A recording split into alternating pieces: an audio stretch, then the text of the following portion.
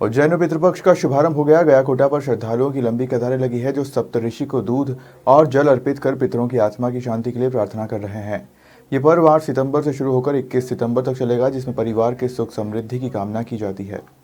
पितृपक्ष या महालय श्राद्ध का महत्व भाद्रपद मास की पूर्णिमा से लेकर आश्विन मास की अमावस्या तक रहता है, जिसे सर्वपितृ अमावस्या भी कहा जाता है।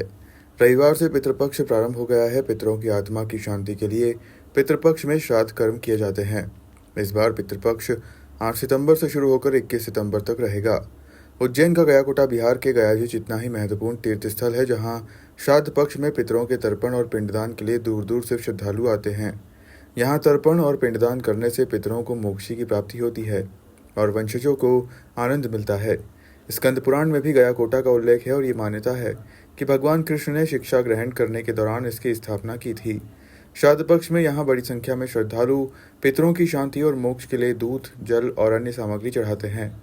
यहाँ कर्मकांड करने से वंश में आनंद और जीवन में कष्टों से मुक्ति मिलती है। पितृपक्ष के दौरान लोग सिद्धवट और रामघाट के साथ साथ गयाकोटा पर भी पितरों के लिए श्राद्ध कर्म करने आते हैं। यहाँ दूध और जल चढ़ाने से पितरों को शांति मिलती है। इस दौरान पंडित विशाल लक्ष्मीकांत शुक्ल ने बताया कि पुराणों में गयाकोटा का विशेष महत्व है। भगवान कृष्ण ने इसकी स्थापना की थी। यहाँ पितरों के निमित्त कर्म करने से उन्हें मोक्ष एवं शांति मिलती है एवं विशेष पुण्य प्राप्त होता है।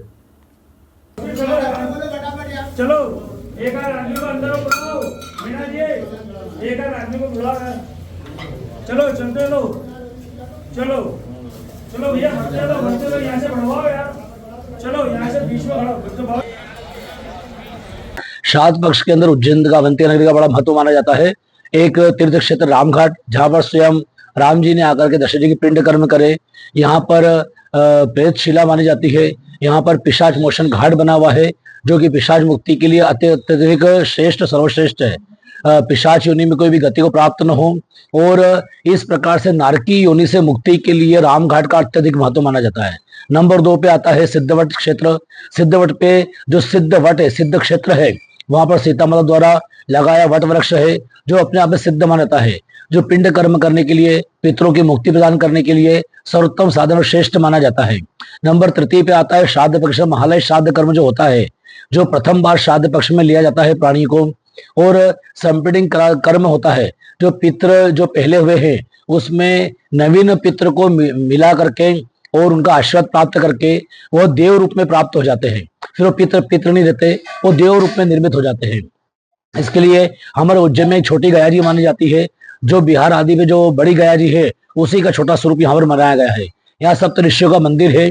जो सप्तऋषियों का पूजन जो होता है, सप्तऋषियों का तर्पण जो होता है पितृपक्ष के अंदर, वो बहुत ही महत्वपूर्ण और सम्मानजनक माना जाता है।